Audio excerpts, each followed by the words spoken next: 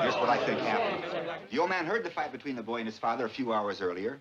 Then when he's lying in his bed, he heard a body hit the floor in the boy's apartment, heard the woman scream from across the street, got to his front door as fast as he could, heard somebody racing down the stairs, and assumed it was the boy. I think that's possible. Assumed?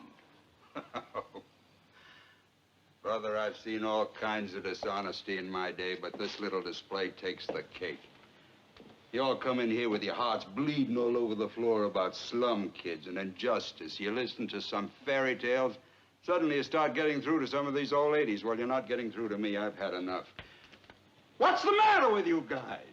You all know he's guilty. He's got to burn. You're letting him slip through our fingers.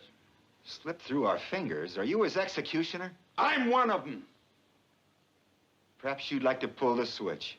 For this kid, you bet I would. I feel sorry for you. What it must feel like to want to pull the switch. Ever since you walked into this room, you've been acting like a self-appointed public avenger. You want to see this boy die because you personally want it, not because of the facts. You're a sadist. Get him out! Get him!